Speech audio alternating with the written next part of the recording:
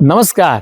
मी लेखक, दिग्दर्शक आणि मिरॅकल्स ॲक्टिंग अकॅडमीचा संचालक प्रमोद प्रभुलकर या व्हिडिओमध्ये सर्वांचं स्वागत करतो. मिरॅकल्स ॲक्टिंग अकॅडमीचे यशस्वी विद्यार्थी नाटक, चित्रपट, टीव्ही ॲड्स, वेब सिरीज, त्याचबरोबर झी मराठी, स्टार प्रवाह, कलर्स मराठी, सन मराठी अशा अनेक चॅनल्सवरती मेन लीड, मीडियम रोल आणि अगदी छोट्या भूमिकांमध्ये पण चमकत आहेत. जसे की मेन लीडमध्ये ऋता दुर्गुळे, किरण गायकवाड, शिवानी बावकर, गिरिजा प्रभू, स्वर्धा ठिगळे, निखिल चव्हाण, निष्ठा वैद्य, दीपकार पारकर, आराध्य लवाटे, प्रियांका देशमुख, रौनक शिंदे, पूर्णिमा डे, विपुल साळुंके, शाश्वती पिंपळीकर, अनया पिंगळे, सुखदा बोरकर, तनिष्का विशे, मंगेश दळवी यासारखे अनेक विद्यार्थी गेल्या 23 वर्षांमध्ये नाट्य चित्रपटसृष्टीत आपलं नाव दिमाखाने चमकवत मिरॅकल्स अकॅडमीचा झेंडा उंचावत आहे. होय, तुम्हालाही शक्य आहे. आमच्याकडे शिक्षणाची, वयाची, दिसण्याची, अनुभवाची अट नाही. डोंट वरी. 8 वर्षाच्या मुलामुलीपासून ते अगदी 80-85 वर्षांच्या आजी आजोबांपर्यंत विद्यार्थी आमच्याकडे शिकायला येतात. मी स्वतः आमचा अभ्यासक्रम इतका छान बनवलाय की आमच्याकडे आलेल्या विद्यार्थ्याला आम्ही ॲक्टर म्हणून घडवतोच. आणि नाट्य चित्रपटसृष्टीचा इतक्या वर्षांचा संपर्क असल्यामुळे आम्ही त्यांना ऑडिशन्सला पाठवतो. आणि जे विद्यार्थी कष्ट करतात, मेहनत करतात, त्यांना नक्कीच मेन लीड किंवा मीडियम रोल किंवा अगदी छोटा रोलही मिळतोच. प्रख्यात निर्माते, दिग्दर्शक आणि अभिनेते सचिन पिळगावकर यांच्या नवरा माझा नवसाचा 1 आणि 2 या चित्रपटांमध्ये आमच्या असंख्य विद्यार्थ्यांनी काम केलेलं आहे. मी लिहून दिग्दर्शित केलेल्या गोडगुपित, नामदार मुख्यमंत्री गणप्या गावडे, फिनिक्स, सुंदर माझं घर आणि यूथ ट्यूब या चित्रपटांमध्ये मेन कलाकारांबरोबरच मिरॅकल्स ॲक्टिंग अकॅडमीच्या विद्यार्थ्यांनी अत्यंत आत्मविश्वासाने काम केलेलं आहे. यूट्यूब या चित्रपटामध्ये मिरॅकल्स अकॅडमीचे 300 विद्यार्थी चमकले होते. त्यात मुख्य भूमिकेमध्ये शिवानी बावकर ही आमची विद्यार्थिनी होती. मिरॅकल्स ॲक्टिंग अकॅडमीचे 6 महिने आणि 9 महिने म्हणजे 24 रविवार आणि 36 रविवार यांचे ॲक्टिंगचे कोर्सेस असतात. महाराष्ट्रामध्ये आमच्या दादर, ठाणे, पनवेल, बोरिवली, विरार, कोथरूड, चिंचवड, कोल्हापूर, नाशिक, सोलापूर इत्यादी ठिकाणी शाखा आहेत. माझ्यासह आमचे सर्व शिक्षक तुम्हाला अत्यंत प्रेमाने हसत खेळत शिकवतात आणि ॲक्टर म्हणून घडवतात आणि नाट्य, चित्रपट, वेब सिरीज, टीव्ही ॲड्स यामध्ये कलाकार म्हणून चमकण्याची संधी प्रदान करतात.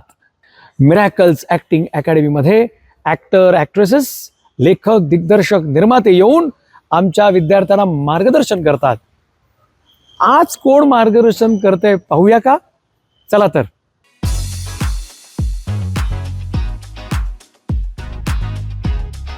तुम्ही जेव्हा सेटवर काम करत असता तेव्हा कुठले कलाकार, नावा नका घ्यायला, पण कुठले कलाकार या बाबतीत डिसिप्लिन्ड आहेत का? सगळेच कलाकार आजकाल ॲडिक्ट झालेत.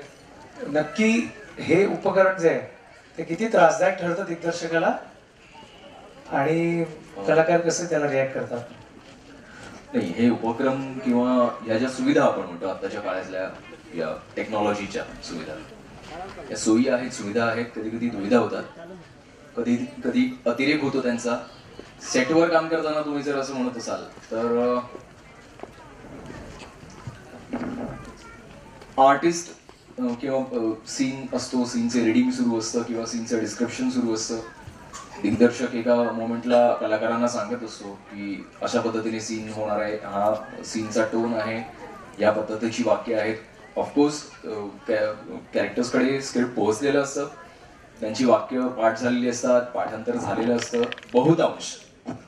बहुतांश नसतंच, कारण की जेव्हा एक व्यक्ती तुमच्याशी संवाद साधत असते तेव्हा त्या समोरच्या व्यक्तीचं लक्ष तुमच्याकडे आहे की नाही हे त्यांच्या डोळ्यातनं किंवा त्याच्या बॉडी मुवमेंट मधनच कळतं. दिग्दर्शक जेव्हा सीन समजवतोय अगदी अगदी आणि ते दिग्दर्शकाच्या पटकन लक्षात येतं, कारण की त्याची नजरच तिकडे असते, चौफेर नजर असते आणि ती ठेवावीच लागते. कानाकोपऱ्यात त्याची नजर असायलाच हवी, नाहीतर मग कुठल्याही गोष्टीचं काही खरं नसतं. नाटकाचं म्हणा, मालिकेचं म्हणा, चित्रपटाचं म्हणा, शॉर्ट फिल्मचं म्हणा, कुठल्याही बाबतीत दिग्दर्शकाने चौकस असणं गरजेचंच आहे. आत्ताच्या काळात तर खूप गरजेचं आहे. कारण की आत्ता मीडिया एवढा फोफावलेला आहे, एवढा वाढलेला आहे आणि एवढा पर्टिक्युलर झालेला आहे, कारण की कॉम्पिटिशन वाढलेली आहे. आणि त्या कॉम्पिटिशन मध्ये उतरण्यासाठी तुम्हाला प्रत्येक मोमेंटला चौकस असणं गरजेचं आहे. मी परत या सुविधांवर येतो. जेव्हा एखादा दिग्दर्शक हे काही सांगत असतो, म्हणजे फॉर इन्स्टन्स मी काही सांगत असेल आणि समजा मंदार सर आर्टिस्ट आहेत आणि जर त्यांचं लक्ष मोबाईलमध्ये आहे, ऑफकोर्स त्यांच्यासाठी ते महत्वाचं असेल त्या मोमेंटला, पण त्या मोमेंटला एका दिग्दर्शकासाठी, एका निर्मात्यासाठी ते खूप घातक असतं. कारण की तो निर्माता पर मिनिटाचे पैसे देत असतो, पैसे मोजत असतो त्या लोकेशनला, त्या आर्टिस्टला देखील. त्यामुळे त्या निर्मात्याचं मोल खूप महत्वाचं असतं, त्यानंतर दिग्दर्शकाचं मोल येतं आणि त्याचा कस असतो. खरं तर ह्या ज्या प्रथितयश कलाकारांना बांधून ठेवणं किंवा त्यांच्याकडनं अभिनय करून घेणं, खरं तर करून घेणं हल्लीच्या काळात झालेलं आहे.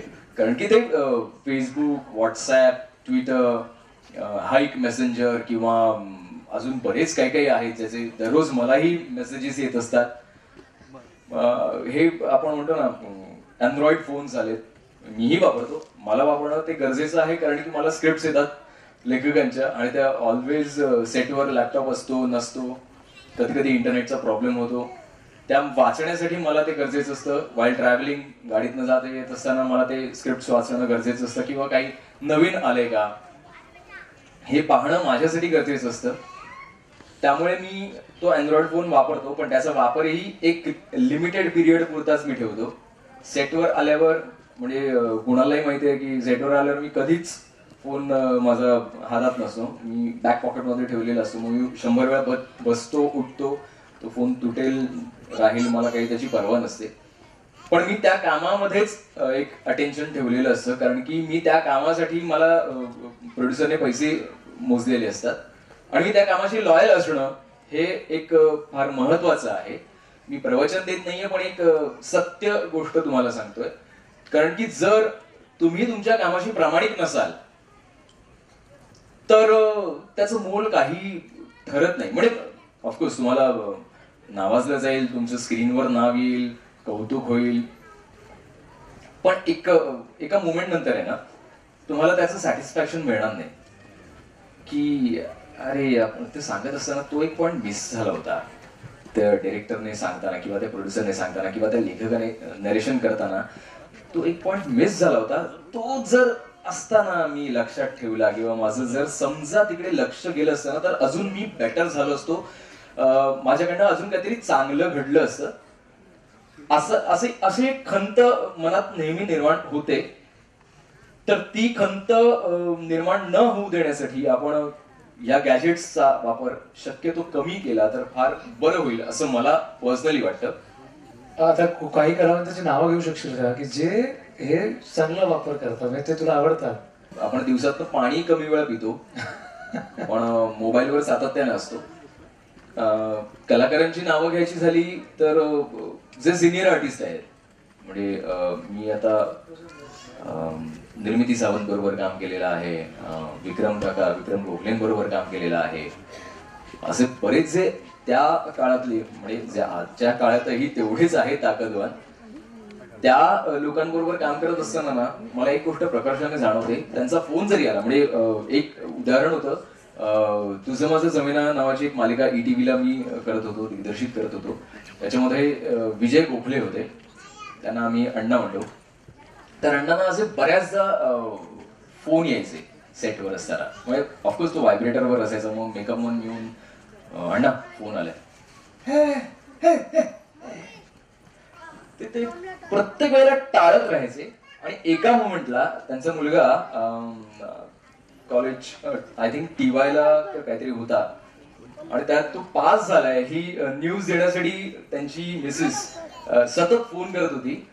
आणि मग त्यांनी कसं तरी ट्रेस आउट करून आमच्या प्रोडक्शन मॅनेजरचा नंबर मिळवला आणि त्याला फोन केला आणि म्हणजे अक्षरशः त्या ओरडत होते त्याच्यावर की तुम्हाला काही त्यांना सांगता येत नाही का, आम्ही फोन करतोय त्यांना फोन का नाही उचलत आहेत वगैरे, सगळं सगळं अथवा तत्वा सगळं झालं त्यांच्या मनातलं जे काही असलेलं होतं. तर प्रोडक्शन मॅनेजर असं त्यांना शांतपणे म्हणाला की मॅडम सॉरी, पण तुम्हाला माहिती आहे ना, ते शूटिंग चालू असताना कधीच फोन घेत नाहीत, फक्त लंच ब्रेक मध्ये फोन घेतात आणि लंच ब्रेक ओव्हर झाला की मग फोन ठेवून देतात, मेकअपमॅनकडे देतात. आणि ही लॉयल्टी आहे, हा मोठेपणा आहे. हा मोठेपणा त्यांच्याकडनं शिकण्यासारखं आहे खरं तर. कारण की ना हल्ली काय, हा ओके होईल, हो जाय हो, करू करू, त्यासाठीच घेतलाय ना, माझं नाव आहे ना त्यासाठीच घेतलंय ना, असा एक ऍटिट्यूड आलेला आहे. पण तो खूप धोक्याचा आहे असं मला वाटतं. ती कधीही धोक्याची घंटा वाजवू शकते. तर मला अंधारला विचारायचं आहे की तू चॅनलच्या तिथे असतोस, अशी काही नावं येतात का तुमच्याकडे? मला असं वाटतं की ऍक्टर 19-20 चालतो नाही का, पण शिस्तवाला आर्टिस्ट सगळ्यांना हवा असतो आणि ते खूप वर्ष टिकतात, बरोबर आहे? तर मला विचारायचं तुला की तुला अशी काही नावं येतात का तुम्ही रिजेक्ट करता, हा नको घ्यायला, ह्याला नाही घ्यायला पाहिजे, नाही तर आपल्या शो मध्ये त्रास होतो, यू टेल डिरेक्टर प्रोड्युसर की तुम्ही यांना घ्या किंवा यांना घेऊ नका, असं तुम्ही ह्या अभिनय सोडून काही कारणांवरती सांगता का? बऱ्याच वेळेस असं होतं, कारण आमचा रोलच तसा सुपरवायझरी टाईपचा रोल असतो. बऱ्याच वेळेस असं होतं, आपण नावं नको घेऊया, पण स्पेसिफिकली काही लोकांच्या बाबतीत कुणी असं मग ते टेक्निशियन्स पासून ऍक्टर्स पर्यंत असं होतं की आमच्यापर्यंत लिस्ट आली की आम्ही तिथेच अरे हा नको किंवा मग हा पाहिजे. हा पाहिजे का, जरा गुणवर्णन करणं. हा पाहिजे कारण त्याच्या ज्या क्वालिटीज पाहिजे मध्ये पाहिजे का नाही मध्ये पाहिजे? नाही, पाहिजे म्हणजे समजा त्या आता ऍक्टर असेल तर स्पेसिफिकली त्या रोलसाठी हा ऍक्टर पाहिजे असं पण आम्ही सांगतो, किंवा त्यांच्याकडनं प्रोडक्शन हाऊस कडनं आम्हाला जे सजेशन्स येतात तर मग त्यातही आम्ही सांगतो की हा नकोय. कुणीतरी तेच म्हटलं, acting शिवाय कुठली कारणं असतात की नको असं मध्ये? हा टेक्निशियनच्या बाबतीत, नाही नाही ऍक्टरच्या बाबतीत. ऍक्टर्सच्या बाबतीत म्हणजे हेच की बेसिकली शिस्त, वक्तशीरपणा आणि त्याचा प्रोफेशनल ऍटिट्यूड बेसिकली हा, कारण तो डायरेक्टली अफेक्ट करतो आपल्या कामाला. त्यामुळं तसं जर का नसेल तर मग एखाद्या वेळेस असंही होतं की ऍक्टर चांगला आहे पण नको, तो सूट होतो कॅरेक्टरला, सगळं होतं पण नकोच, ते बाकीचे त्याची झंझट किंवा बाकीचे त्याचे नखरे आपल्याला झेलता नाही येणार. त्यामुळे ऍक्टर चांगला आहे पण नको, त्यांना बाजूलाच ठेवा, असंही होतं. मी मुलांना हे सांगेन की आता हा जो पॉइंट आपण बोलत होतो, संचित जो बोलला ना, तो खूप महत्वाचा आहे. कारण की खूप करोडो रुपयाची इन्व्हेस्टमेंट प्रत्येक शोजवर आणि फिल्म्सवर झालेली असते. त्यामुळे जो कोणी त्या प्रोजेक्टशी जोडल्या गेलेला असतो त्याची 100% कमिटमेंट एक्सपेक्टेड असते. आणि संचित आत्ता जसं म्हटलं की कॉम्पिटिशन खूप वाढलेली आहे, त्यामुळं स्पेशलायझेशन खूप झालेलं आहे. प्रत्येक गोष्टींसाठी वेगवेगळे लोक आहेत, स्पेशलाइज्ड एक्सपर्टाईज असलेली, आणि त्यामुळं त्यांचं एक्सपेक्टेशन असं आहे की त्यांनी आपला रोल खूप प्रोफेशनल पद्धतीने करावा. इनफॅक्ट चॅनल जेव्हा एखाद्या प्रोड्युसरकडे काम देतो किंवा आउटसोर्स, आम्ही ज्याला म्हणतो आउटसोर्स करतो, तेव्हा त्याचा उद्देशच हा असतो की एक प्रोफेशनल प्रोडक्शन हाऊस ज्यांना which they have all the skills प्रोडक्शनच्या बाबतीतल्या, आणि असे प्रोफेशनल लोक जे की आम्हाला एक बनवून देऊ शकतात स्पेसिफिक काम. त्यामुळे आम्ही त्यांच्याकडे खूप विश्वासाने ते काम दिलेलं असतं. त्यामुळे we expect 100% commitment, 100% professionalism from the producers. आणि मग प्रोड्युसर इनव्हॅरिबली त्यांची जी टीम आहे 80 जण, 100 जण, 200 जण जी काही त्याच्या युनिटमध्ये असतील, तर प्रोड्युसर पण एक्सपेक्ट करतो की त्याची टीम पण तशीच असावी. त्यामुळं एक स्मूथ फंक्शनिंग. आणि दुसरा महत्त्वाचा मुद्दा असा, बेसिकली डेली सिरियल्स किंवा डेली सोप्स ज्याला आपण म्हणतो, तो करताना हा असतो की वेळेचं प्रचंड प्रमाणात बंधन असतं प्रत्येकावर. ते इतकं मोठं प्रेशर असतं चॅनलपासून ते डायरेक्टरपर्यंत आणि ॲक्टर्सपासून ते बाकी सगळ्या टेक्निशियन्सपर्यंत. त्यामुळं तिथे कमिटमेंट ही खूप महत्त्वाची आहे. एखाद्या वेळेस कुणी आजारीच आहे किंवा असे ज्याला आपण म्हणू अनएक्सपेक्टेड प्रॉब्लेम्स, किंवा जे समजू शकतो आपण असे काही प्रॉब्लेम्स येतात, पण मग आपण त्यावर सोल्युशन पण काढतो. पण त्या व्यतिरिक्त बाकी काही गोष्टी असतील तर मग तिथे त्याचं पूर्ण युनिट त्यामुळे सफर होतं आणि मग खूपच प्रॉब्लेम्स येतात. त्यामुळे प्रोफेशनलिझम हा व्यावसायिकपणा ज्याला आपण म्हणू. तुम्ही जाहिरातीत पाहिलं असेल की झी मराठीचे चॅनल व्हॉइस आहेत संचित वरतर, right? So what is a channel voice? मला माहिती आहे, पण you just explain channel voice कुठल्या आणि एखादा म्हणून दाखवायचा. कारण ऍक्टरला डबिंग करण्यामधनं पण खूप पैसे मिळतात. हे तर चॅनल व्हॉइस आहे, पण डबिंग प्रकार काय? तर चॅनल व्हॉइस म्हणजे काय आधी सांग आणि एखादं करून दाखव. आणि हा पण विभाग आमच्या विद्यार्थ्यांना खुला करून सांग. चॅनल व्हॉइस म्हणजे जे तुम्ही आता प्रोमोज पाहता, की आता जसे मृण्मयीचा प्रोमो पाहिला किंवा स्वर्गाचा प्रोमो पाहिला तुम्ही, माझे मन तुझे झाले, तर त्याचप्रमाणे असं की तो प्रोमो रन केला जातो आणि मग त्याच्यानंतर जो एक टॅग येतो की माझे मन तुझे झाले, सोमवार ते शनिवार रात्री 9 वाजता ETV मराठीवर. हाच प्रकार. किंवा मी झीचा चॅनल व्हॉइस असल्यामुळे काय आहे पुढे श्रीच्या आयुष्यात म्हणजे हा नाही कर ना एकदम अशा प्रकारच्या क्रिएटिव्ह लाईन्स असतात. आता ते प्रत्येक प्रोमोच्या विषयानुसार असतात किंवा एखादा पूर्ण म्हणून दाखवच ना. म्हणजे आता तसं आठवणं कठीण आहे, पण ते सोमवार ते शनिवार ते पण म्हणता ना तुम्ही? हो, तिथपर्यंत म्हण.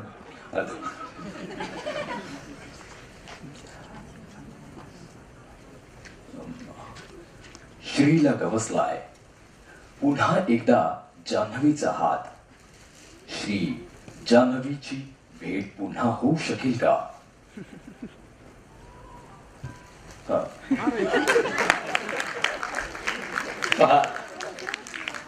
पाहत राहा वगैरे जे काय असतं ते. आणि अशा प्रकारचे ह्या क्रिएटिव्ह असतात. किंवा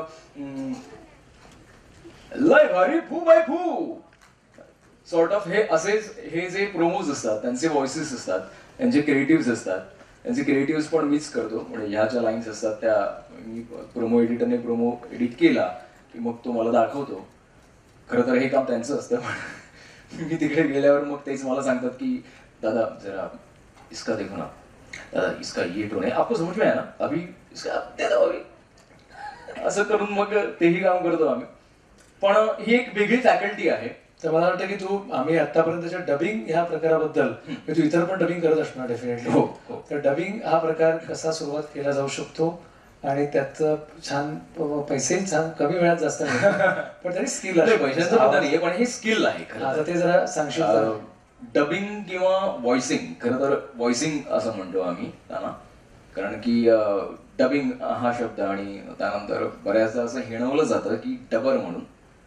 तर ती खूप एक वाईट टर्म आहे आमच्यासाठी, कारण की आम्ही त्याला एक वाईट पद्धतीनं पाहतो.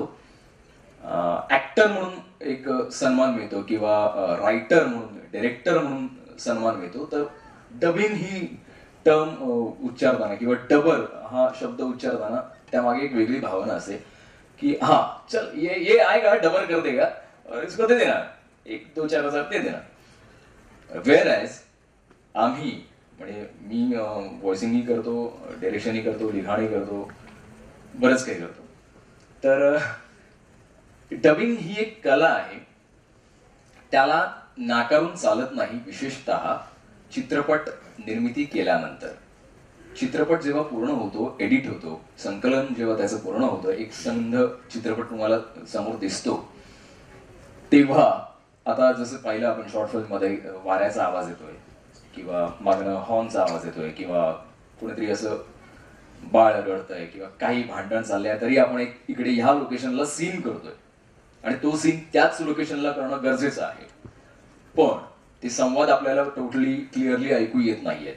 असं बऱ्याचदा आपण आता शॉर्ट फिल्म मध्ये पाहताना आपल्याला जाणवलं की वाऱ्याचा आवाज खूप येतोय, डायलॉग्स क्लिअर होत नाहीयेत. तर हे डायलॉग्स क्लिअर होण्यासाठी डबिंग हे तंत्र वापरलं जातं. डबिंग म्हणजे काय? तुम्ही पडद्यावर अभिनय केलेला आहे, कॅमेरासमोर अभिनय केलेला आहे, तोच अभिनय तुमच्या आवाजातनं तुम्हाला तो मॅच करायचा आहे, तुमच्या लिप्सला तो मॅच करायचा आहे. हे खूप कठीण काम असतं.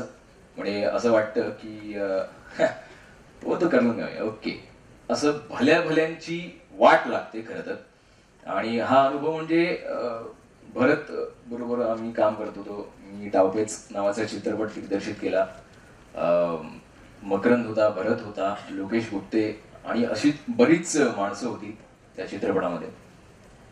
भरत जेव्हा डबिंग करायला आला होता तेव्हा 2 सीन्स पाहिले.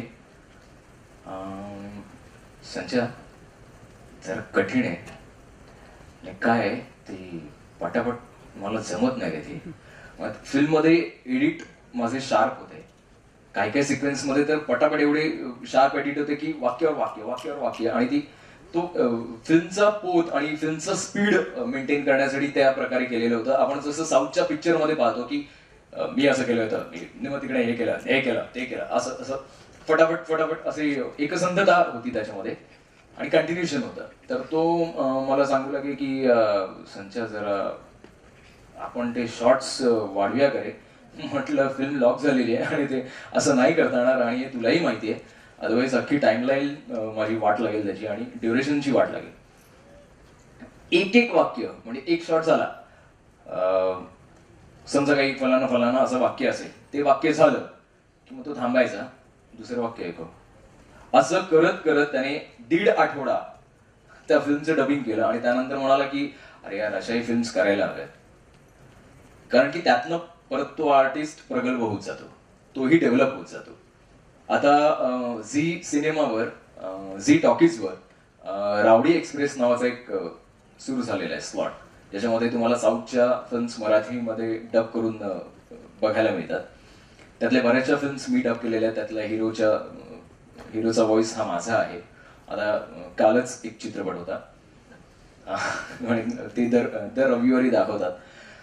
तर त्याही फिल्म्स डब करायला आम्हाला खूप मजा येते, कारण की त्यांचा एक अभिनयाचा पॅटर्न वेगळा आहे. साऊथच्या फिल्मचा अभिनयाचा एक पॅटर्न वेगळा आहे. आपण मराठीच्या फिल्म्स पाहतो आणि त्या साऊथच्या फिल्म्स पाहतो, त्यातला एक दृश्य माध्यमाचं पण एक पॅटर्न वेगळं आहे. तिकडे फास्ट फास्ट असं सापचप सापचप हे क्या बात आहे असं आपल्याला वाटतं आणि त्याने आपण इम्प्रेस होतो. तो पॅटर्न एक वेगळा आहे. मी ॲनिमेशनचं डबिंग करतो, म्हणजे कार्टून कॅरेक्टर्स करतो मी. 9X झकासला चोचा नावाचं एक कॅरेक्टर येतं, त्यात बोलला चोचा झाला लोचा नावाचं ते ॲनिमेटेड पोपट आहे, तो माझा व्हॉइस आहे. आणि तो 9X झकासचा ब्रँड व्हॉइस आहे, चॅनल व्हॉइस आहे. मी डिस्कवरीचं हिंदीतलं रेकॉर्डिंग करतो. त्यानंतर हिस्ट्री चॅनल जे मराठीमध्ये होतं त्याचंही मी चॅनल व्हॉइस होतो. म्हणजे ज्या डॉक्युमेंटरीज होत्या त्यांचं व्हॉइस ओव्हर मी करायचो. मी बेंगॉलीमध्ये पण त्यांचं रेकॉर्डिंग केलेलं आहे. कार्टून्स पण केलंय? हो, कार्टून्स पण केलेले. Superman, Spiderman. सुपरमॅन, स्पायडरमॅन हा नॉर्मली हिरोच आहे, त्यामुळे त्याचं स्पेशल असं काही व्हॉइस नाहीये. जो मी आता बोलते तोच व्हॉइस आहे. पण गुफीचं जे डिझनेला तुमच्याकडे जर कोणी लहान असेल तर पाहत असतील तर मिकी, डोनाल्ड आणि गुफी, तर त्या गुफीचं मी व्हॉइस करायचो. तो एक सीझन होता, त्याचे मी 2 सीझन्स केले होते. डिझने फ्रेंड्स असं नावानं ते होतं. तर त्यातला तो गुफी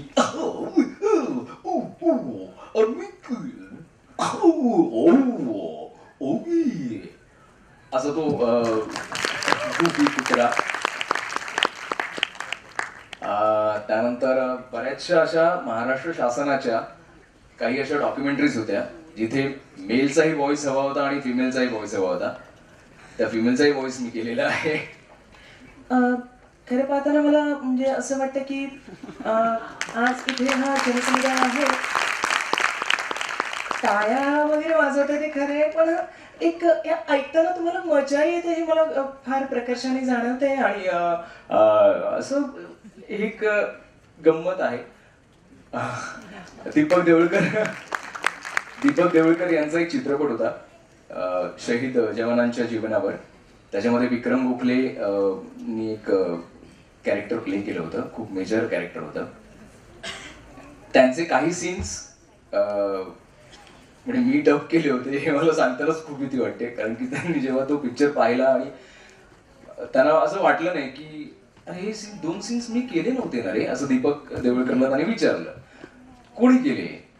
तर दीपक दादाने सांगितलं की संचित वर्तकने केले.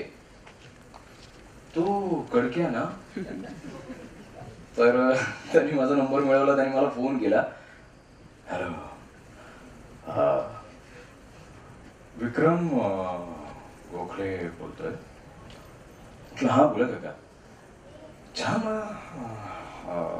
केलायस, चांगलं केलायस. कट. काय चाललंय काय? म्हटलं मालिका करतोय दिग्दर्शित वगैरे. तुमचं कसं आहे, तब्येत वगैरे मस्त? हां चाललंय. कट कट एवढंच. आणि त्यांचा बोलण्याचा एक तुम्हाला टोन माहिती आहे किंवा मधले किती सेकंद काउंट होतात तेही तुम्हाला माहिती आहे. पण ती एक आयडेंटिटी आहे त्यांची, त्यामुळे त्याला पण नाकारून चालत नाही. गंगूबाई मालिका करताना बऱ्याचदा असं ऑन लोकेशन असं व्हायचं की ऑडिओचा प्रॉब्लेम झालेला आहे.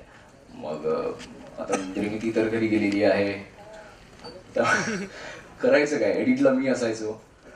मग काय, चला कमी तिथे आम्ही, एक टर्म आहे इंडस्ट्रीची, ती निर्मितीचं पण बऱ्याचदा केलेलं आहे, असं बऱ्याच जणांचं केलेलं आहे. गोलमाल चित्रपट होता ज्ञानेश भालेकरचा, त्याच्यामध्ये एक वन शॉट गाणं होतं, गोल गोल झोल झोल झोल झोल झोल करून टाक. तो वन शॉट गाणं होतं, उमेशने युजने ते कोरिओग्राफ केलं होतं. ते गाणं संपता एक शेवटी तो आबाचा ढाबा नावाचं ते लोकेशन क्रिएट केलेलं होतं, तो ढाबा होता आणि तो आबा ते गाणं संपल्यानंतर तिकडे येतो, सगळ्या पोरांनामुळे हटकतो वगैरे. ते गाणं संपलं आणि ते कॅरेक्टर येतं. मनमोहन माहीमकर नावाचे ते व्यक्ती आहेत, बटलेशे आहेत, दैसर पोईसर आहेत, म्हणजे डोळ्याने थोडे ते स्क्विंट आहेत ते पण. तर त्यांचा एक वेगळाच व्हॉइस आहे. आणि मला ज्ञानेश भालेकर म्हणाला की संचित ते ह्याचं पण करून टाक ना. त्या फिल्ममध्ये राहुल गोरे हा ऍक्टर आहे, त्याचं डबिंग मीच केलं होतं. राहुल गोरेचा व्हॉइस माझा आहे, अतुल परचुरेचे काही फोन कट्स मी केलेले आहेत आणि भरतचा एक क्लायमॅक्सचा सिक्वेन्स आहे तोही मीच डब केलेला होता. आणि त्या मनमोहन माहीमकरचा एक किस्सा असा आहे की तो येतो, ते गाणं संपलं की तो माणूस येतो, त्याचा व्हॉइस असा आहे,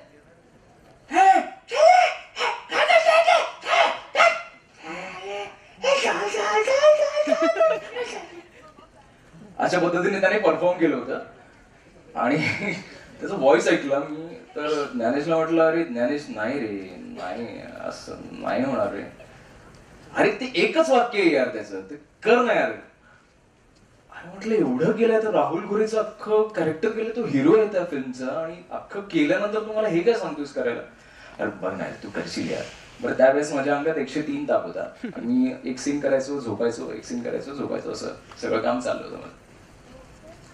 ऐकलं, म्हटलं ऐकव, 3दा ऐकला व्हॉइस. म्हटलं चला करूया आता. जेवढं बळ होतं तेवढं सगळं त्या, कारण की त्या गाण्याचं स्पीड आणि त्या गाण्याची एनर्जी एवढी छान होती ना, आणि वन शॉट गाणं खूप छान शूट झालं होतं. आणि शेवटी हा येतो ना, त्यामुळे ती एनर्जी देणं त्या कॅरेक्टरला, त्या व्हॉइसने ती एनर्जी देणं गरजेचं होतं. अदरवाईज ते गाणं अख्खं ठूप झालं असतं, म्हणजे त्या गाण्याचा इम्पॅक्ट काही आला नसता. रादर त्या गाण्याची मजा वाढवण्यासाठी त्याने ते एक प्लॉट केलं होतं त्या कॅरेक्टरला. ते आलं कॅरेक्टर मी वन टेक मध्ये केलं. आणि तिकडे रेकॉर्डिस्ट प्रदीप देशपांडे म्हणून होते, खूप सिनियर रेकॉर्डिस्ट होते, ते आता नाहीयेत. ते आडवे होते, ज्ञानेश भालेकर आडवा होता, त्यांचे असिस्टंट्स आडवे होते, माईक सेट करणारा माणूस असा आडवा होता. मी असं ओके ज्ञानेश असं मागे बघितलं, कोणीच नव्हतं. म्हटलं मला गंडवलं, माझी शाळा घेतली का काय झालंय. मी डबिंग रूम मधनं बाहेर आलो, रेकॉर्डिंग रूम मध्ये गेलो, तर हे सगळे असे लोळत होते सोफ्यावर वगैरे. म्हटलं काय झालं, काय रेकॉर्ड केलं का नाही केलं का काय, गंमत काय. तर ऐकवलं त्यांनी, आणि अगदी तोच माणूस बोललाय की काय असंच होतं. त्यामुळे पण मला माझ्या स्वतःवर विश्वास बसेना की हे खरंच झालंय की नाही. त्यामुळे या डबिंग या क्षेत्रामध्ये ना खूप संधी आहे. कारण अविनाश नारकर मराठीतले कोण करतात बरेच? अविनाश दादा करतो, अविनाश नारकर, शरद पोंक्षे, विनय दादा होते, विनय आपटे करायचे. आपल्या मुलांनी डेव्हलप करायला मुंबईत कसं करावं आपण सुरुवात?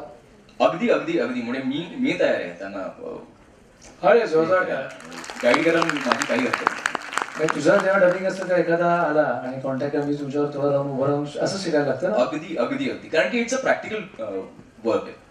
म्हणजे मी काही क्लिपिंग्स पण तुम्हाला आणून देऊ शकतो, त्याचं स्क्रिप्ट तुम्हाला ट्रान्सलेशन मध्ये मी देऊ शकतो.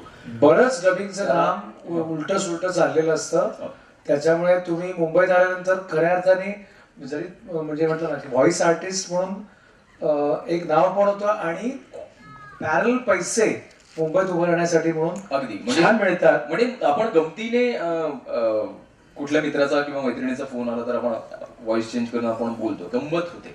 तर तीच गंमत आपण समजा माईक समोर केली एखाद्या कॅरेक्टरच्या बाबतीत, तर त्याचा फायदाही होतो, त्याचे पैसेही मिळतात आपल्याला, चांगले मिळतात.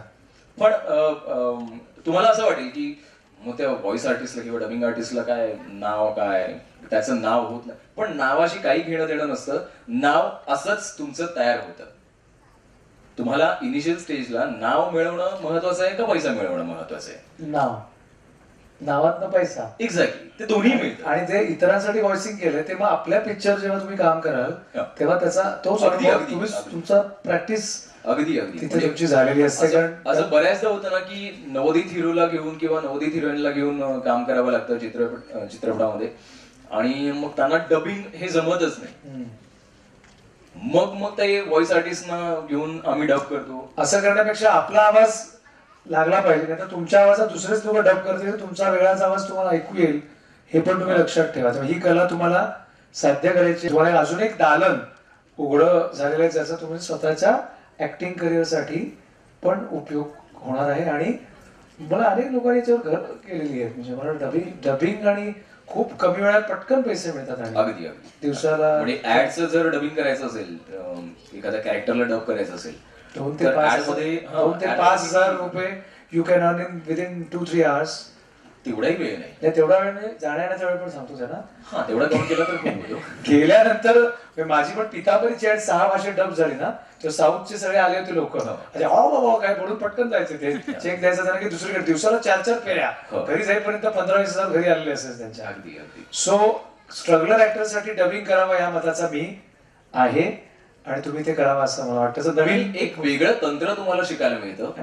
समजा देऊ न करू, पण दिग्दर्शनात काही नाही झालं, लिखाणात काही नाही झालं, अभिनयात काही नाही झालं, तर ह्याच्यात तर नक्कीच काही ना काहीतरी होतं. कारण की कुठे ना कुठे तुम्हाला निवेदनही करायला मिळतं. तुमचा एक स्टेज फिअर जी म्हणतो ना आपण, ती तर निघूनच जाते. पडद्या मागचा अभिनय, माईक मागचा अभिनय कसा करावा. आणि तुम्हाला खरं सांगतो, शिरकाव करायला कोणी देत नाही पटकन. ह्यांनी पण खूप स्ट्रगल केलं असणार. बाईकच्या समोर जा, थोडं बाजूला उभा राहून हळूहळू शिका. म्हणजे ग्रुप डबिंग पासून सुरुवात होते. म्हणजे बोंबावळे मोर्चे असतात ना, जिंदाबाद जिंदाबाद, त्यासाठी जायचं. आणि माझे गुरु संजय सुरकर यांनी पण 50-50 रुपये आम्ही पण कमवले. म्हणजे जायचं, एक कडकी राहिली की जिंदाबाद मला बोलवा, 100-200 रुपये घेऊन यायचे मुंबईत. किंवा ते पावलांचे आवाज असतात ना, टॉक टॉक, अमिताभ चालतोय, पोली इफेक्ट. हा, पोलिओ इफेक्ट म्हणतात. शर्टचा आवाज, पाऊलाचे आवाज, हातात बुड घ्यायचे आणि बघायचं हिरो चाललाय त्याच्यावर ते टॉक टॉक टॉक स्टुडिओ मध्ये करायचं. मग त्याचे काही पैसे मिळतात तुम्हाला. पण हे सगळं करत असतानाच तुम्हाला कॉन्टॅक्ट होतात आणि तुमचा संपर्क होतो आणि तुम्ही कुठेतरी पटकन निघून जाता. आपण त्यातला एक इनडायरेक्ट त्यातला भाग आहे. खूप छान सांगितलंस. मंदारकडे वळतो. मंदार, आता स्टार प्रवाहाचा कार्यकारी निर्माता नक्की काय करतोय ना सांग. सिरियल लॉन्च होते, म्हणजे सिरियल तू आता कुठले विभाग बघतोयस, पण इतर ठिकाणी पण तू इतर डेली सोप्स कसे लॉन्च होतात? 2 भाग असतात त्याचे. आमची एक टीम आहे, प्रोग्रामिंगची एक टीम असते. प्रोग्रामिंग डिपार्टमेंट जे आपण म्हणतो, तर प्रोग्रामिंग डिपार्टमेंटची एक टीम असते. आम्ही सातत्याने नवीन आयडियाचा विचार करत असतो वेगवेगळ्या प्रोग्राम्ससाठी. मग ते डेली सोप्स असो, वीकली असो, किंवा मग नॉन फिक्शन शोज असो. तर आमची टीम सतत त्यावर काम करत असते. आणि त्यांनी काही सुचवलं किंवा आमच्या टीममधून काही कॉन्सेप्ट डेव्हलप झाली तर मग ती एक बेसिक कॉन्सेप्ट घेऊन मग आम्ही जे बाहेर प्रोड्युसर्स असतात त्या प्रोड्युसरला अप्रोच करतो आणि मग त्यांच्यासोबत वर्किंग करायला लागतो. हा एक भाग झाला. आणि दुसरा भाग, प्रोड्युसर्स आमच्याकडे काही कॉन्सेप्ट घेऊन येतात. त्यांनी इंडिव्हिज्युअली स्वतः त्यावर वर्किंग केलेलं असतं आणि ते स्वतः त्यावर काम करून मग आमच्याकडे एक फुल्ली डेव्हलप ज्याला म्हणून किंवा अर्धवट डेव्हलप्ड अशी कॉन्सेप्ट घेऊन येतात आणि ते म्हणतात की आम्हाला यात इंटरेस्ट आहे, तुम्हाला बघा आवडतंय का. तर मग त्यातूनही आम्ही निवडतो आणि मग ते काम असाइन केलं जातं. मग त्यावर पूर्ण क्रिएटिव्ह त्याचं जे आहे ते डेव्हलप करण्यासाठी दोघं मिळून काम करतात. म्हणजे चॅनलची टीम प्लस प्रोड्युसरची टीम असं काम प्रोड्युसरची टीम म्हणजे शेवटी टायटल निर्माता नाव होतं ते निर्माता नाव त्यातले एक 4-5 नावं सांग ना मला. प्रोडक्शन हाऊस खूप आहेत आपल्याकडे मराठीमध्ये. आता श्रीरंग गोडबोले, श्रीरंग इंडियन मॅजिक आहे, श्रीरंग गोडबोले पासून शशांक प्रोडक्शन, शशांक सोळंकी यांचं प्रोडक्शन, स्मिताताईंचं जसं आहे, स्मिता तळवळकर, महेश कोठारे आहेत. आता भरपूर काही हिंदीचेही लोक आता मराठी सिरियल्स करतात. तर असे खूप वेगवेगळी प्रोडक्शन हाऊसेस आहेत. तर त्यांना आम्ही प्रोडक्शन हाऊसेस म्हणतो, ते आर द प्रोड्युसर्स.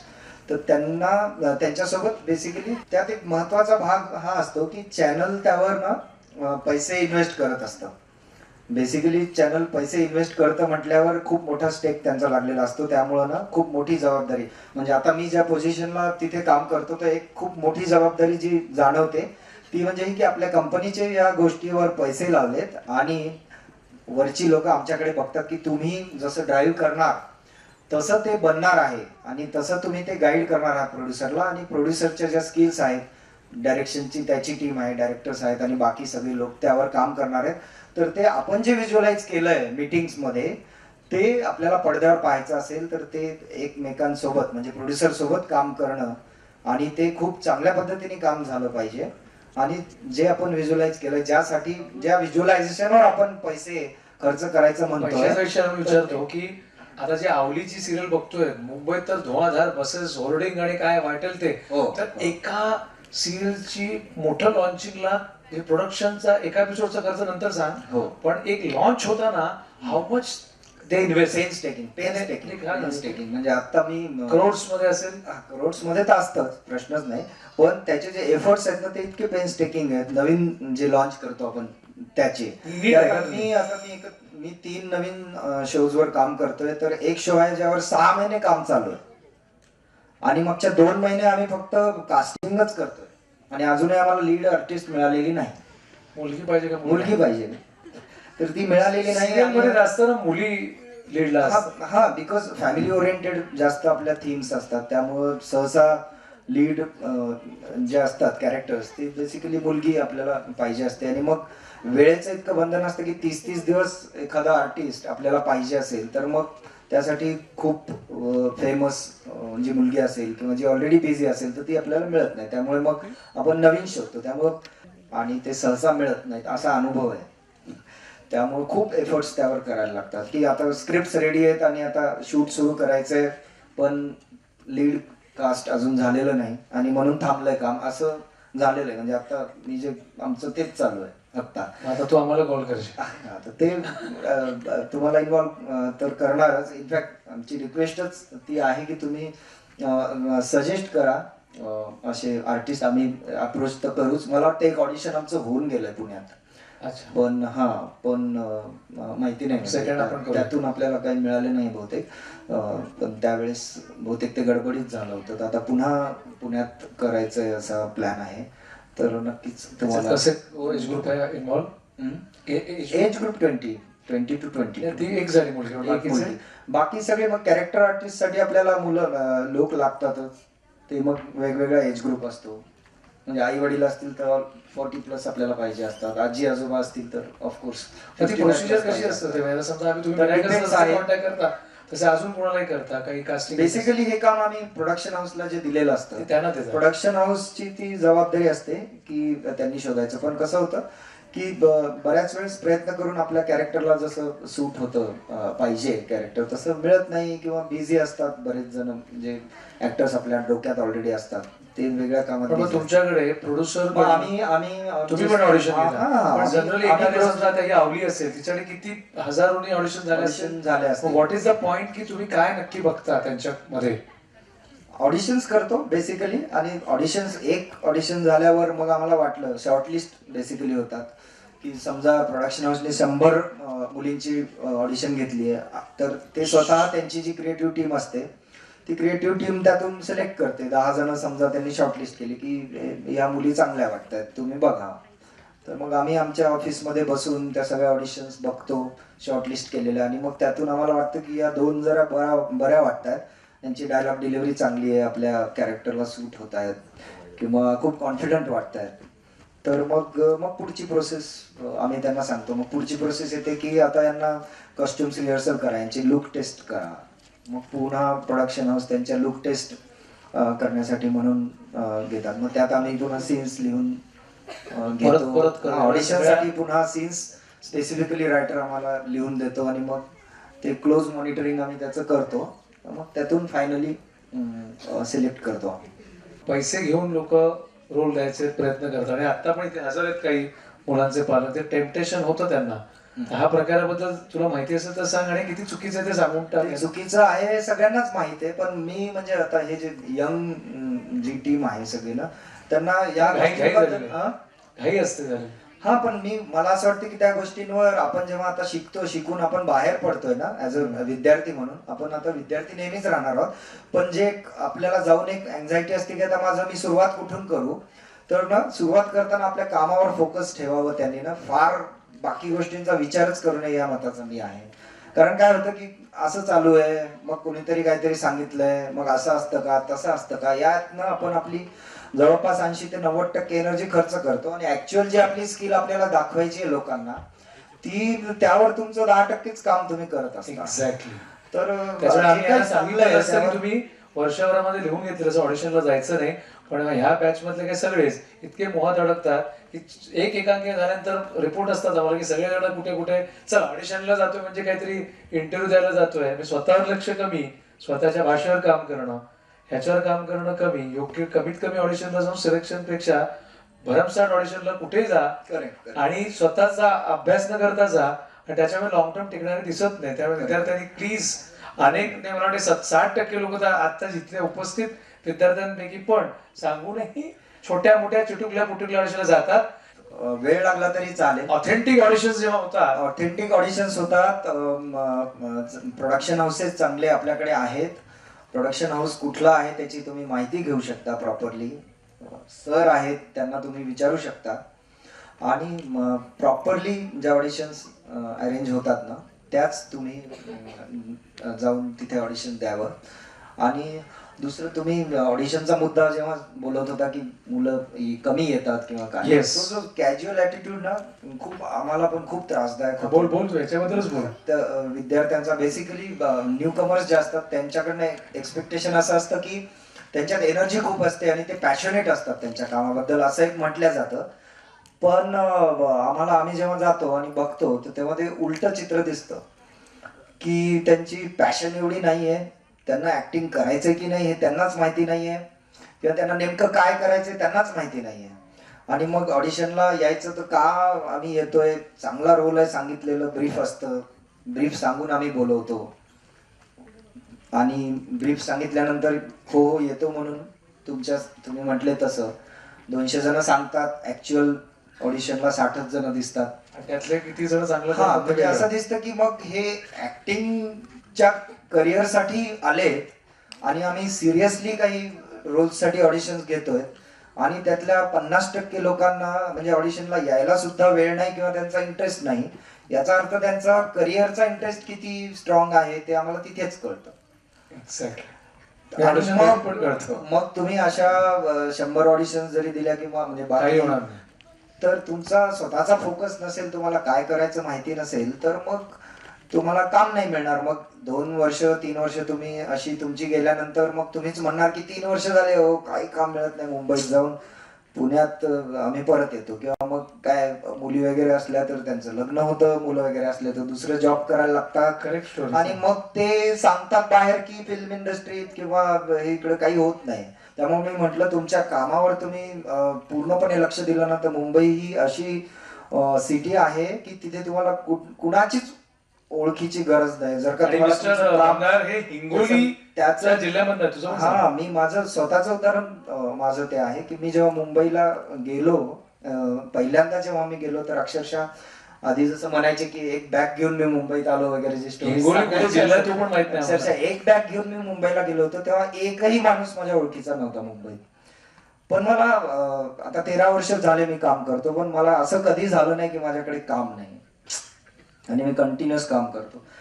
पहिल्यांदा सुरुवात माझी अधिकारी ब्रदर्सला झाली, गौतम अधिकारींसोबत काम केलं, तेव्हा मी पहिल्यांदा 1 महिना फक्त ऑब्झर्व करायचं त्यांना, ते काय करतात ते.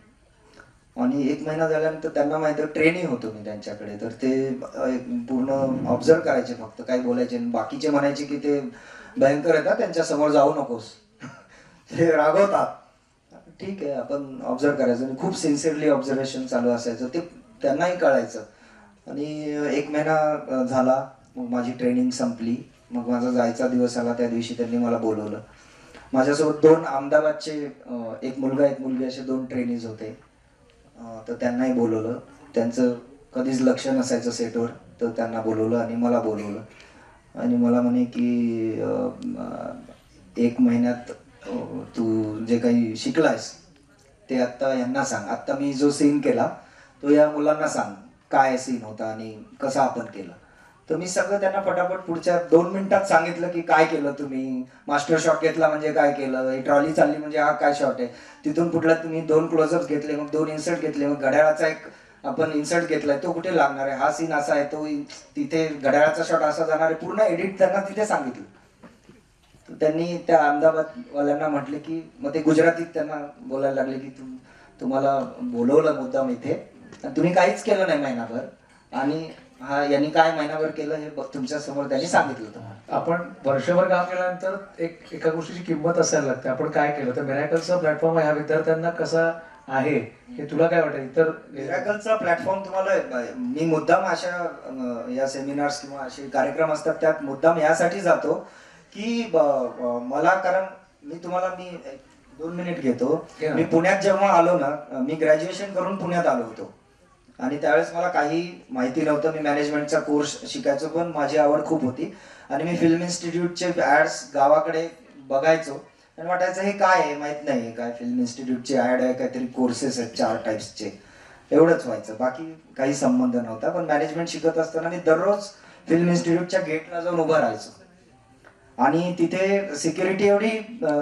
तिथे जी सिक्युरिटी आहेत ना, ते तुम्हाला आत्ताही माहिती असेल, आत्ताही तसंच आहे, तिथे आत जाऊ देत नाहीत ते सिक्युरिटीवाले. ते विचारतात कुणाला भेटायचं, आणि भेटायचं तर त्याचं नाव वगैरे सांगून तो गेट पास वगैरे काढायला लागतो. तर आता आपलं कोणीच नाही आतमध्ये ओळखीचं, आत कसं जायचं. आणि असं जवळपास 2 महिने मी जाऊन दररोज तिथे उभं राहायचो. तो काही विचारायचा कुठं जायचं, कुणाला भेटायचं, नाही कुणालाच नाही, मग उभं राहायचं. असं करून तो हे करायचा. एके दिवशी असाच उभा होतो मी, आणि तेव्हा पुण्यामध्ये मला वाटते 96-97ची गोष्ट आहे, 96-97 बीजेपीचं अधिवेशन होतं पुण्यात. आणि त्यासाठी सगळे बीजेपीचे म्हणजे शत्रुघ्न सिन्हा त्यावेळेस तिथे पुण्यात आले होते आणि ते व्हिजिटसाठी तिथे फिल्म इन्स्टिट्यूटला त्यांची गाडी आली आणि त्यांची गाडी गेटमधनं आत घुसली की त्यांनी गेट, त्या सिक्युरिटीवाल्यांनी गेट ओपन केलं, वर केलं, गाडी आत घुसली, मी गाडीसोबतच आत घुसलो. तर सिक्युरिटीवाला आला तेवढ्यात, अरे थांब तेवढ्यात ते शत्रुघ्न सिन्हा पण खाली उतरले. म्हटले अरे काय झालं, म्हटलं काय नाही, मला आत जायचंय. तर त्यांनी गळ्यात हात मारला आणि चलो मेरे साथ म्हणून त्यांनी त्यांच्या स्टाईलने मला पूर्ण 2 ते 2.5 तास त्यांनी पूर्ण कॅम्पस दाखवला. त्यांच्यासोबत अजून एक जण होतं, तर ते म्हटले यहाँ पे क्या कर रहे हो वगैरे वगैरे. म्हटलं काय नाही, मुझे अच्छा लगता है, मुझे देखना है क्या है अंदर.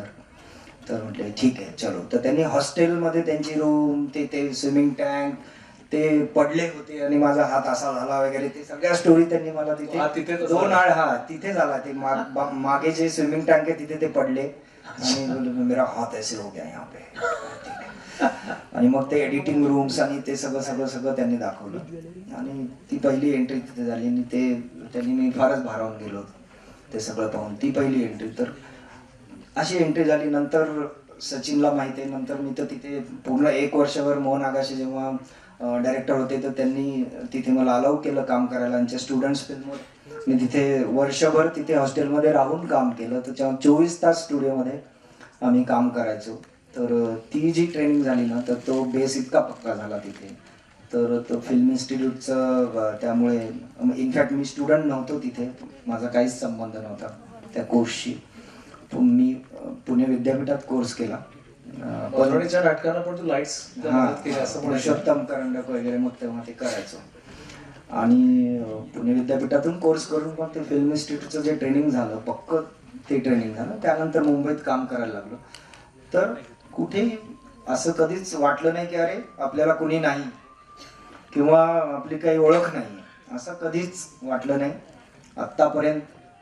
पूर्ण प्रवास जो झाला त्यात काम सतत मिळत गेलं आणि समाधान मिळत गेलं. म्हणून त्याच्या मागे जो आहे ना ते पॅशन जे म्हणतो ना आपण, ती पॅशन असली ना की बाकी काहीच वाटत नाही त्याचं, माहिती आहे.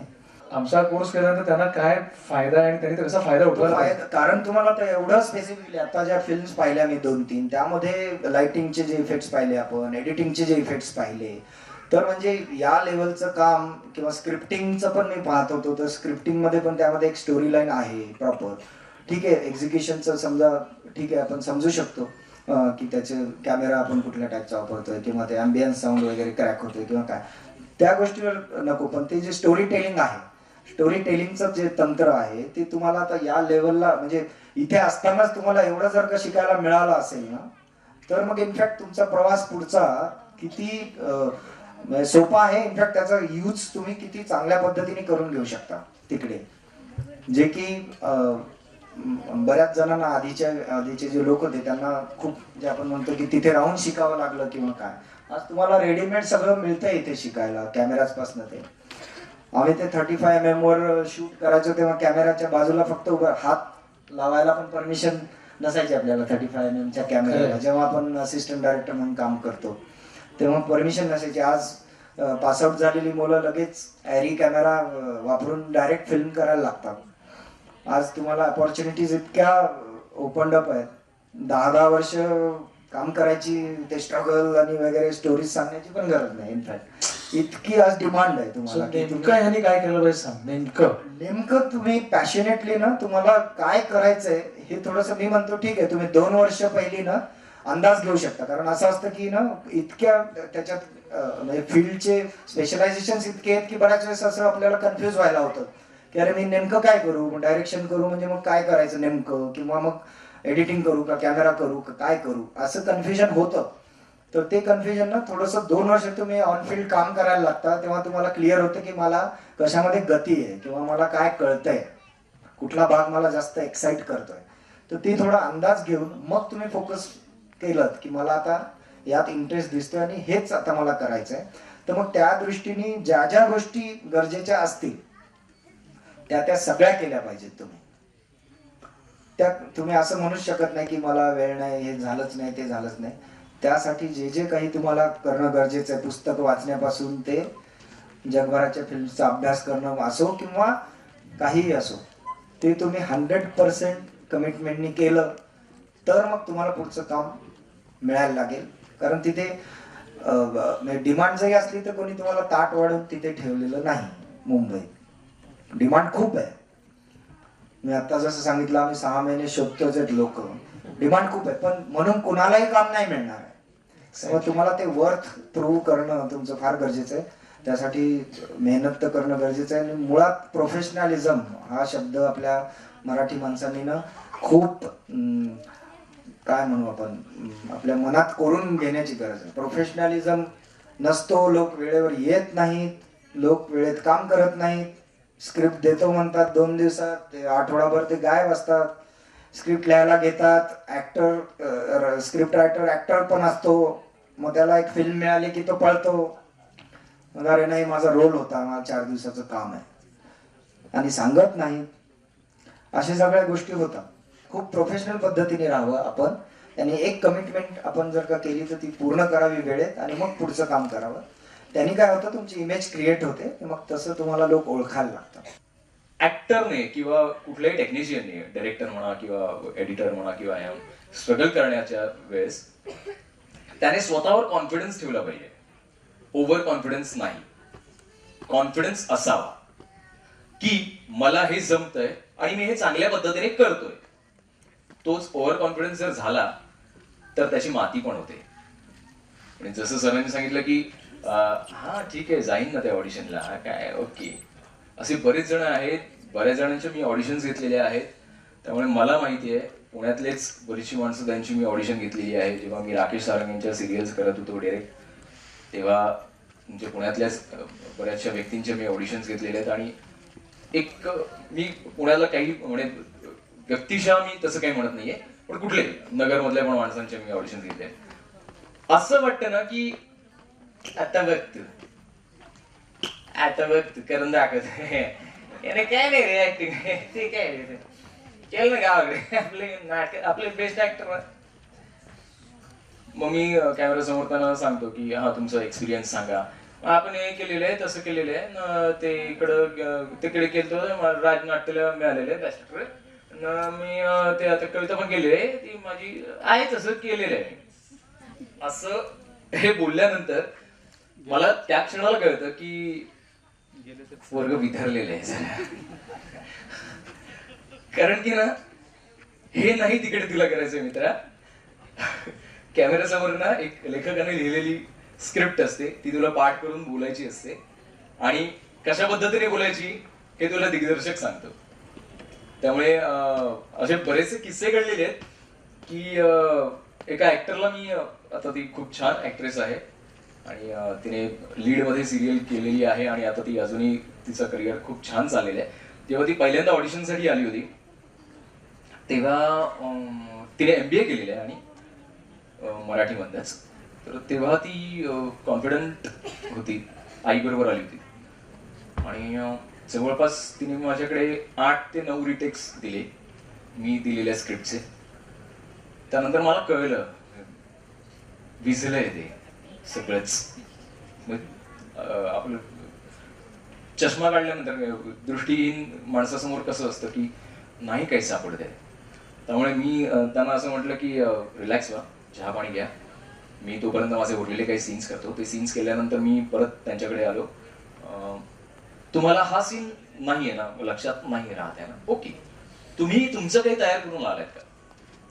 तेव्हा त्या क्षणाला वाक्य संपता ती लगेच हो आहे ना माझं पाठ आहे, ती फुलेराणीचं मी तुला शिकवीन चांगला धडा हे केल्यानंतर मी फक्त एवढंच माझ्या मनात म्हटलं मला खरंच चांगला धडा शिकायला मिळाला. पण तिने छान पद्धतीने परफॉर्म केलं होतं आणि फक्त माझं एवढंच म्हणणं आहे की तुम्ही स्वतःच प्रिपेअर करून जा, पण तिकडे जे समोर येतं ना तेही फेस करण्याची तयारी ठेवा. त्याच कॉन्फिडन्सने. अदरवाईज कसं होतं ना की तुमच्या समोर एक स्क्रिप्ट दिलं जातं आणि 15-20 मिनिटात तुम्हाला सांगितलं जातं की हा रेडी आहे, शॉर्ट रेडी आहे, हा हा हा हा हा हा चल रेडी टेक हा ओके. कारण की आमच्याकडे खरंच वेळ नसतो. ही परिस्थिती आहे ऍक्टर्स साठी. मी खरंच सांगतो तुम्हाला, मीही एक स्वतः परफॉर्मर आहे, त्यामुळे मलाही माहिती आहे की काय पद्धतीने काम करावं लागतं आम्हाला. की हा दिला सीन, 1 पानाचा सीन दिला की मग त्यातले माझे मोठमोठी वाक्य आणि मग पाठ करायची आणि मग हा रेडी ओके आले आले आले आले हा चाल ओके हा रेडी रोलिंग ऍक्शन हा कट. काय झालं? हा कॉन्फिडन्स जेव्हा आपण सेटवर येतो तेव्हा कॉन्फिडन्स अरे ऍक्शन म्हटल्यानंतर भिजलेली कोंबडी होते. ती होऊ नका देऊ आणि नाही होणार, कारण की सुदैवाने तुमच्या पाठीशी प्रमोद आहे. ऍक्टरसाठी अजून एक गोष्ट आहे की वाचन करा. व्हॉट्सअपचं वाचन नको, फेसबुकवरचं वाचन नको. पटलंय तुम्हाला म्हणून नसतात. आम्ही सांगितलेलं पण आहे कोर्समध्ये, त्याच्यामुळे पण पटलंय. पुस्तकांचं वाचन करा ना, कारण की ना खूप कथा, कादंबऱ्या, ग्रंथ नाही म्हणणार, कंटाळा येतो वाचताना, पण त्यातनंही शिकण्यासारखं भरपूर असतं. कारण की ना त्यातनं माइंड फ्रेश होतं आपलं. मी फक्त मराठी साहित्य वाचा असं नाही सांगत आहे, इंग्रजी साहित्य वाचा, हिंदी साहित्य वाचा, जर जमलंच तर बेंगॉली साहित्य वाचा. कारण की त्याच्यातनं खूप काही घेण्यासारखं आहे. आपल्याला कळत जातं की भाषेचा पोत कसा बदलतोय, की कुठलं कॅरेक्टर कशा पद्धतीने जातंय, काय पद्धतीने बोलतंय.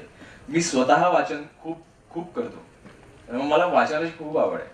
फेसबुक पण वाचतो, व्हॉट्सअप पण वाचतो, हाईक पण वाचतो, माझं नॉर्मल मेसेज पण वाचतो, पण कथा, कादंबऱ्या आणि पुस्तकं वगैरे मी सगळी वाचतो. वर्तमानपत्र किमान तरी वाचत जा, कारण की त्यातनंही बरंच काही तुम्हाला शिकायला मिळतं. बऱ्याचशा फेक बातम्या कशा निर्माण करायच्या, कल्पना कशा रंगवायच्या हे कळतं. पण वाचन ऍक्टरसाठी खूप गरजेचं आहे. मला एक सांग की तू आता कुणाल केला आणि सगळं इंडस्ट्रीमध्ये मिरॅकल्स अकॅडमीची गरज आणि आता जे काम चालू तू पाहिलंस आता किंवा गाडीमध्ये तुला ब्रीफ मिळालं, तर अशा संस्थेचा नक्की कसा बेनिफिट इंडस्ट्री करून घेईल असं तुम्ही दोघांनी उत्तर द्या. मिरॅकल्सचा इंडस्ट्रीमध्ये वापर आणि उपयोग खरं तर खूप छान पद्धतीने होणार आहे, होतोय, कारण की दिसतंय ते पडद्यावर. स्मॉल स्क्रीनला पण दिसतंय आणि बिग स्क्रीनला पण दिसतंय. बरेचसे ऍक्टर्स आहेत, रायटर्स आहेत, तुमच्याकडचे असिस्टंट्स आहेत, माझ्याबरोबर ज्यांनी काम केलेलं आहे किंवा इतर ठिकाणी पण काही आहेत जे काम करतायत. नक्कीच फायदा आहे. आणि कुठल्याही गोष्टीचा ना दुरुपयोग किंवा दुरुपयोग म्हणण्यापेक्षा दुर्गुण हा नसतो. नक्कीच काहीतरी त्याच्यामध्ये पॉझिटिव्हिटी असते, फक्त आपण ती शोधणं आणि ती मिळवणं, त्या पॉझिटिव्हिटी पर्यंत जाणं, सकारात्मकतेकडे जाणं फार गरजेचं आहे आणि ते शोधणं बेसिकली गरजेचं आहे. हा माणूस आहे तुमच्यासोबत, पण हा अंतापर्यंत नसेल. तुम्हाला तुमची वाट शोधायची आहे, हा फक्त वाट दाखवेल. तो तिकडे प्रकाश आहे, एक्झिट तिकडे आहे किंवा तिकडे एंट्री आहे. तुम्हाला तिथपर्यंत जायचं आहे, त्यानंतरचं जग तुमचं आहे. प्रत्येक वेळेला तुम्हाला हा मदत नाही करू शकणार. तो सांगेल ना की हो इकडनं पुढे हे आहे, असं असं करायचंय, तसं असं करा. त्याच्यानंतर विचार करणं हो की नाही हा तुमचा प्रश्न आहे. त्यामुळे इंडस्ट्रीला तुमची गरज आहे आणि तुम्हालाही इंडस्ट्रीची गरज आहे असंही मी म्हणेन. व्हायस वर्सा आहे, कारण की टाळी एका हाताने वाजत नाही. त्यामुळे ह्याचा नक्कीच फायदा आहे, मला तरी 100% वाटतं. मिरॅकल्सची गरज तर खूपच मोठ्या प्रमाणात आहे मला असं वाटतं. कारण ज्या पद्धतीने टेलिव्हिजन वर्षाचा विचार केला तर तुम्ही विचार करू शकता इनटेक किती लागणार आहे. म्हणजे स्किल्ड लोक, मग ते ॲक्टर्स असो किंवा टेक्निशियन्स किंवा सगळ्याच फील्डमधले, ते खूप मोठ्या प्रमाणावर लागणार आहेत. आणि तुम्हाला तर मी म्हणतोय की ही खूप मोठी अपॉर्च्युनिटी मिळालेली आहे की अशा पद्धतीचा खूप चांगल्या पद्धतीने प्लॅन केलेला कोर्स तुम्हाला योग्य वेळेत करता आला. कारण योग्य वेळेत करणं फार महत्वाचं आहे. कारण मला अजूनही खंत ही होती, मी ग्रॅज्युएशन करून मी पहिल्यांदा पुण्यात आलो. मला असं वाटलं की मी 9वी-11वीला आलो असतो मुंबईत किंवा पुण्यात, म्हणजे रुपारेलला मी जर का 11वीला ऍडमिशन घेतलं असतं डायरेक्ट, तर I would have been a different person. पण ठीक आहे, मी आनंदात आहे, म्हणजे असं काही नाही. पण एक खंत ती मनात जी असते ना, म्हणून म्हटलं की ते योग्य वेळेत तुम्हाला जे आता एवढं चांगलं प्रशिक्षण मिळालंय ना, त्याचा तुम्ही खूप चांगल्या पद्धतीने वापर करून घ्यायला पाहिजे. आणि आम्हाला इनफॅक्ट त्यांच्यापेक्षा मी तर म्हणतो आम्हाला ॲज अन इंडस्ट्री खूपच मोठी गरज आहे. कारण आता आम्हाला डे टू डे आम्ही बघतोय की आम्हाला लोक नाही मिळत आहेत, माणूस मिळत नाही प्रोफेशनल जो चांगल्या पद्धतीने काम करू शकेल. ॲक्टर्स मिळत नाहीत चांगले, किंवा टेक्निशियन्सची कमी आम्हाला जाणवते की अरे पाहिजे जे चांगले टेक्निशियन्स आहेत. मग ऑलरेडी कारण काम खूप असल्यामुळं प्रत्येकजण वेगवेगळ्या कामात बिझी असतं. त्यामुळे मग नवीन शोधायचे तर मग ते कॅपेबल पाहिजे.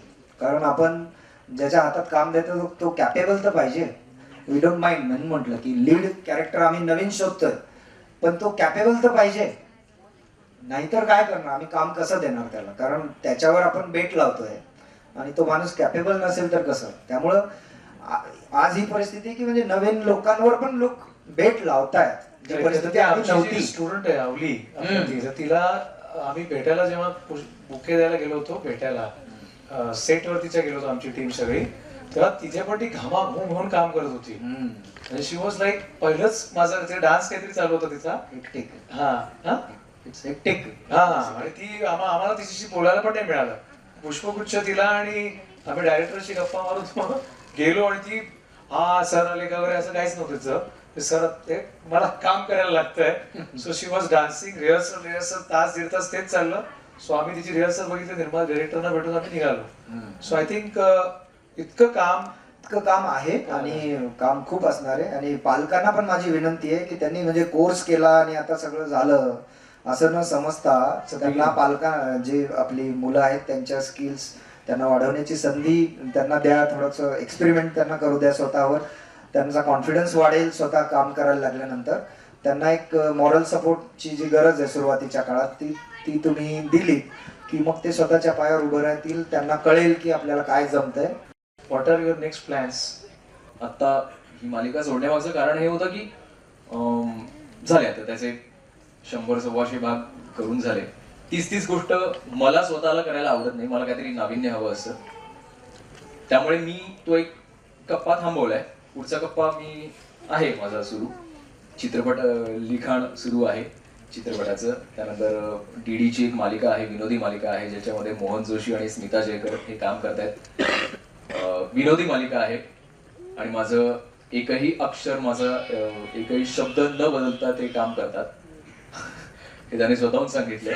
अदरवाईज कसं होतं की लेखकाने लिहून दिलेलं असतं आणि मग ते ऍक्टर तिकडे हे काय हे नाही मी बोलू का चल टेक चल, असं न करता ही सिनियरिटी परत तिकडे महत्वाची असते आणि एक जाणीव असते त्यांना की लेखकाने काहीतरी विचार करूनच लिहिलेलं आहे किंवा काहीतरी डिस्कस केल्यानंतरच लिहिलेलं आहे. त्यामुळे ती एक मालिका आहे, हिंदी मालिका आहे. आणि एका मराठी मालिकेचं आत्ता स्टोरी बोर्ड माझ्याकडे स्टोरी लाईन लिहून झालेली आहे. किंवा युगातली मला माहित नाही. माझं काम चालू आहे माझ्या चॅनलमध्ये. आम्ही खूप काही नवीन करतोय यावर्षी. आमची थीमच आहे यावर्षी की गो डिसरप्टिव्ह.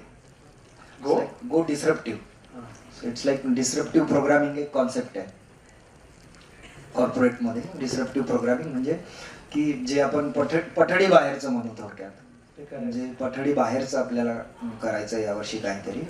आणि त्यातून तो एक जो TRP नावाचा भूताचा विचार न करता डिसरप्टिव्ह काय करता येईल असं. आणि यांच्या चॅनलचे जे हे आहेत ते तेच असावेत असं मी समजतो. जयेशच आहेत ना? हो. जयेश पाटील आहेत, ते मुळात हिंदी मोठमोठ्या सिरियल लिहिलेले मराठी रायटर आहेत, हो. नाही का? हो हो. त्यांनी खूप भरपूर म्हणजे जवळपास मला वाटतं 5,000-7,000 एपिसोड्स काहीतरी त्यांनी 2-4 आतापर्यंत नावं लिहिले. सांगा त्या मुलांना. बडे अच्छे लगते हैं, त्यानंतर भरपूर खूप आहेत. Is a big writer. हा. आजच्या सगळ्या गोष्टींच्या सूचना ऐका आणि इतका सुंदर Yes. लोकांचा संपर्क असल्यामुळे तुम्ही चांगलं अभ्यास करून समोर या आणि ते सातत्याने राखा.